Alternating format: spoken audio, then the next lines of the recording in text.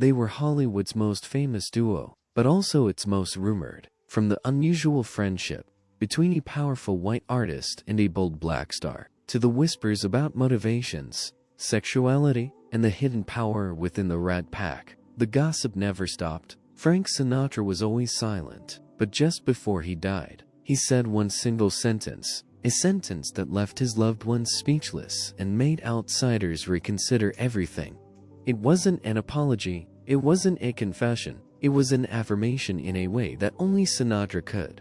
In 1941, backstage at the Michigan Theater in Detroit, a charismatic young singer named Frank Sinatra walked into the break room. He was the lead singer of the Tommy Dorsey Orchestra, a rising star in American music. Also performing that night was the Will Mastin Trio, a little-known black group that included 16-year-old Sammy Davis Jr. During intermission, Sinatra and Davis happened to be sharing a sandwich. It was the first time they spoke, and from there, a bond was formed. Davis, since childhood, was a huge fan of Sinatra. He kept all the articles written about Sinatra in a separate notebook to show his grandmother, not because of his fame, but because Davis recognized in Sinatra something that black artists at that time could not have: stage power, the right to speak, and the right to be respected. You make me feel that spring has sprung in every time. In the context of racism still present everywhere in America, with theaters, hotels, restaurants clearly divided between whites and people of color, it was not common for an artist like Sinatra to take the initiative to sit down to eat, chat, and be friendly with Davis. In the early 1940s, the two had not worked together, but Sinatra's influence on Davis was growing quietly. When Davis was drafted into the Army in 1944, he faced racism head-on. Beaten, threatened, and treated as invisible, Davis chose to use his performing talent to defend himself. He became an entertainer for soldiers, not to make money, but to ease the hatred. During that time, Davis watched and re-watched the short film, The House I Live in which Sinatra appeared and called on Americans to eliminate racial prejudice. Do you think maybe if your father knew about it in time, he would rather have died than to take blood from a man of another religion? Would you have wanted him to die? Would your mom want him to die? The film won an honorary Oscar and became a symbol of the progressive spirit of the time. For Davis, it was not just a work, but a personal message that he felt was directed to him. After his discharge and his return to the stage with the Will Mastin Trio, Davis continued to closely follow Sinatra's every move. He made no secret of the fact that he imitated the way Sinatra dressed, walked, and even did his hair, not to copy, but to learn. Because for Davis, that was the model of the artist he wanted to become, unbound by skin color, unbound by space, and able to reach any audience with his true talent. This was also the time when social connections began to form among the famous artists. Sinatra became a sought-after name in Hollywood and New York. Davis was still a minor figure in the black vaudeville scene, but his respect for Sinatra never faded. In turn, Sinatra began to notice Davis as a young artist with special abilities. In 1947, Sinatra performed at the Capitol Theater in New York, one of the most prestigious venues in America. When asked who he wanted to open the night, Sinatra named the Will Mastin Trio, which included Davis, but he didn't just introduce them. Sinatra demanded 5 times the group's fee, an unusual request that the theater had to agree to in order to keep its headliner. The move immediately exposed Davis to a white audience that was unfamiliar with, and even wary of, black performers. It wasn't just a performance, it was a leap forward in his journey to breaking free from invisible boundaries. 7 years later, when Davis was in a serious car accident in 1954, losing his left eye, and nearly breaking down physically and mentally, Sinatra paid for his medical bills. Davis had no idea where he would go when he left the hospital. Sinatra called him and told him to come to Palm Springs, to his house. During that period, Sinatra's girlfriend at the time, Cindy Bays, had to convince him to go to the hospital. He was afraid of the smell of hospitals, but he did, and when Davis was so depressed that he thought about dying, it was Sinatra who kept him there. Davis later said, "When I lost my eye, the first place I went was Frank's house in Palm Springs. because I had nowhere else to go. That line needed no embellishment, because it said it all. Around this time, Davis began to perform more independently. He was gaining attention from both critics and the public, but to truly establish himself in the entertainment world, he needed a presence in Las Vegas, the biggest entertainment center in the country at the time. But Vegas was still a deeply segregated city. Black artists like Davis could perform at the big casinos, but had to sleep in the black-only areas outside the city center. This went on for years, until Sinatra began to make his voice heard. He refused to perform at places that would not let Davis stay in the same hotel. He demanded that the management of the Sands Hotel let Davis stay in the same room, or else the show would be cancelled. Sands complied, and the move set a precedent. From then on, Davis was no longer a stranger in Las Vegas.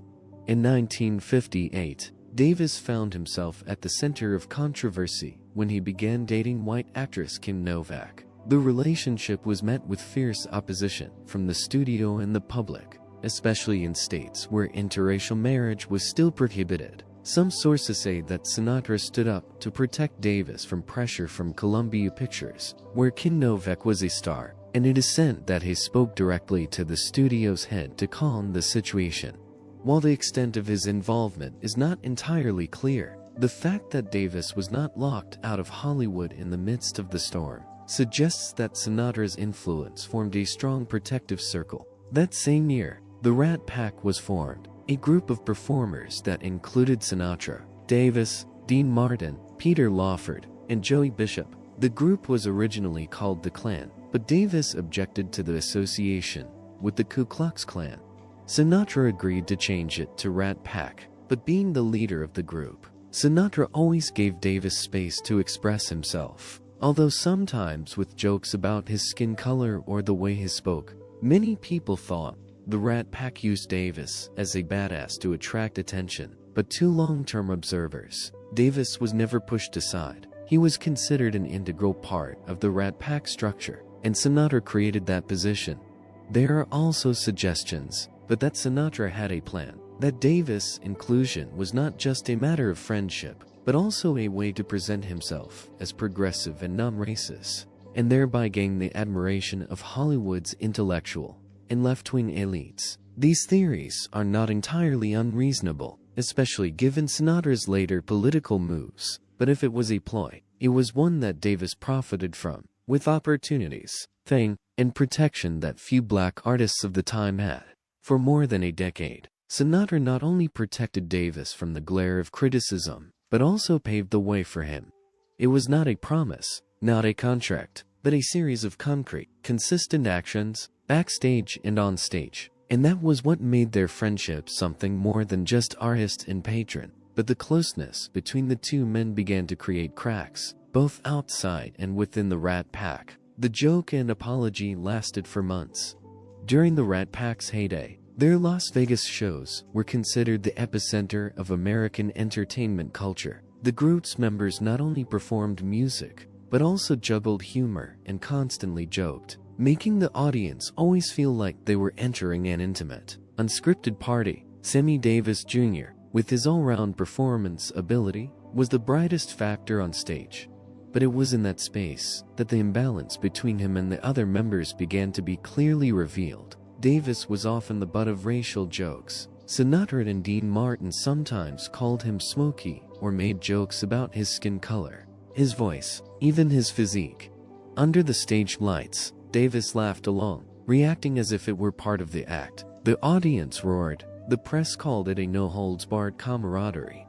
And promoters continued to exploit the formula for success. But behind the scenes, Davis was not always comfortable. In the American community at the time, especially among civil rights activists, Davis was increasingly criticized. People called him Uncle Tom, a term for a black person who would bend over backwards and endure humiliation to please white people. There were public articles asking, why did Davis, a famous artist, allow himself to be made a laughingstock at a time when the whole country was struggling against racial prejudice? Davis did not answer. He continued to stand on stage, continued to perform with the Rat Pack. But inside, conflicts began to accumulate. In 1959, tensions reached a boiling point. Davis appeared on a radio show called The Shay Show in Chicago. In the interview, he talked about Sinatra, praising him as an early mentor, while also criticizing his rude and disrespectful behavior in certain situations. The comments quickly reached Sinatra. The reaction was almost immediate. Sinatra became angry, calling Davis, using words that insiders said were racist. Davis was immediately fired from the Rat Pack's film, Never So Few. In the months that followed, every door Sinatra could control was closed to Davis. Davis tried to make amends. He apologized to Sinatra in letters, through intermediaries, and in person. He refused to meet. Only after Dean Martin intervened and Peter Lawford mediated did Sinatra agree to let Davis back in. Before filming began on Ocean's 11, but their relationship was never quite the same. Davis understood that he needed Sinatra, not just for his work, but for what he stood for. In an interview years later, Davis admitted that he crossed the line and said something he shouldn't have, but he also left behind a telling line: "I know who's in charge and I know where I stand." This moment marked a turning point in the public perception of the Davis-Sinatra relationship. It was no longer a romantic relationship between two friends who crossed racial barriers. In reality, power was still in the hands of one side, and Davis, no matter how talented, had to be careful about how he expressed his opinions if he wanted to maintain his place in the group. Years later, members of the Rat Pack would occasionally recall the incident without going into detail, but according to Peter Lawford, that was when Sinatra was most demanding and tough on Davis, and Davis himself took it all in as long as he had the chance to be on stage with the group. After the radio feud of 1959, Frank Sinatra and Sammy Davis Jr. entered a new phase of their relationship, more reserved, less openly emotional, but actions spoke volumes. Though his anger in cutting Davis off from a major film, Sinatra let Davis return to the Rat Pack, showing that the lines between friendship and power within the group were not negotiable, if Davis knew how to walk the line. Silent allies. During the early 1960s, both men were heavily involved in the civil rights movement. Sinatra used his influence to organize a benefit concert for Martin Luther King Jr. at Carnegie Hall in 1961, an unprecedented event with mainstream entertainment. Davis, now a nationally recognized figure, also performed and raised money at other events. Behind the scenes, the two pressed Las Vegas hotels and casinos to hire more black employees and end segregation in service and lodging. One of the most concrete actions came at the Sands Hotel, where the Rat Pack performed regularly. When a black couple was refused entry because of their skin color, Sinatra stopped the show and demanded that management change their policy if they wanted him to continue his contract. As a result, the hotel changed its rules, no longer barring black people from the performance area. Davis witnessed the whole thing, saying nothing publicly, but later said in an interview, "Frank didn't have to tell me anything. I saw him do it." When John F. Kennedy was elected president in 1960, both Sinatra and Davis were vocal supporters. Sinatra used all his influence to rally Hollywood to Kennedy's side. Davis, meanwhile, was set to perform at the president's inauguration, but when news of Davis's marriage to white actress Mae Bird became public, Kennedy canceled his performance without explanation. Advisors feared the image would negatively affect his political standing in the southern states. Davis was devastated. He didn't say much, but according to close friends, he felt like he had been excluded from the game he had helped build. Sinatra, though still supportive of Kennedy, gradually distanced himself from the White House after the incident. Sources say he never forgave Kennedy for his treatment of Davis, and Sinatra's relationship with the first family cooled from then on. Again, Sinatra didn't say anything, but chose to withdraw. In 1963, when Sinatra's son, Frank Sinatra Jr., was kidnapped, Davis was one of the first people to be by his side. In the midst of the chaos, Davis kept in touch with the Rat Pack, helping to keep the Sinatra family's spirits up during the search. There were no public statements of thanks, no public photos, but insiders confirmed that Davis was always there. It was in these private moments that their relationship showed its true nature, unpretentious, unspoken. In the 1970s, Sinatra changed his political orientation, switching from Democrat to Republican. He became quieter on racial issues, while Davis continued to participate in programs calling for equality, even though the two did not distance themselves. Even in 1972, when Davis caused controversy by hugging President Richard Nixon at a public event, causing a backlash in the black community, Sinatra was the one who advised him to just live with your choices. A few years later, when both were past their prime, they met again in a situation far removed from the spotlight. In 1987, the son of Dean Martin, the other remaining Rat Pack brother, died in a plane crash. Davis was being treated for laryngeal cancer, and Sinatra was in poor health, but they agreed to reunite for an international tour with Liza Minnelli. Many called it the last Rat Pack reunion. Though their voices were no longer sharp, their steps were no longer decisive, the spirit between them was still clear: stand together until they could stand no longer. Unspoken declaration. On May 16, 1990, Sammy Davis Jr. died of laryngeal cancer, ending a career spanning more than 60 years as one of the most influential black artists in American history. Shortly after the news broke, Frank Sinatra canceled all his performances for the week and flew to California. At the funeral, he didn't just sit in the front row, he was a pallbearer. And when asked to speak, he simply said, "It's hard to sum up a friendship of more than 40 years in a few words. I wish the world could have known Sammy the way I did." Years later, scholars and journalists began to revisit the key moments in the lives of the two men. One of the most cited sources is the memoir, Sammy Davis Jr., A Personal History with My Father, 2014, written by Davis's daughter, Tracy Davis. In it, Tracy recounts that her father was always grateful to Sinatra for opening the door for him, giving him the opportunity to step out of the dark side of segregation, but also felt conflicted about the jokes, pressure, and unspoken control he endured during their time together. Davis understood that this was part of the price of wanting to be on the same level as white artists, especially in an era when one wrong move could ruin an entire career. Sinatra made no further statements about Davis in his later years. After 1990, he largely withdrew from the stage. His declining health limited his public appearances. When he died on May 14, 1998, 8 years to the day after Davis's, newspapers recounted their relationship as a testament to a friendship that transcended prejudice, politics, race, and industry gossip. FBI documents released after Sinatra's death make no mention of any serious internal conflict between the two. There is no record of Sinatra ever expressing remorse for his behavior toward Davis, nor is there any hard evidence that the two were romantically involved, as some rumors have suggested. Such stories, from sexual orientation to power dynamics, exist largely in the gray areas of the public imagination, with no trace in the actual records. What makes one believe that Sinatra confirmed his friendship with Davis comes not from words, but from the way he has behaved consistently over more than 50 years. He could be hot-tempered, controlling, and rude, but he was also the one who stood up for Davis when he needed him.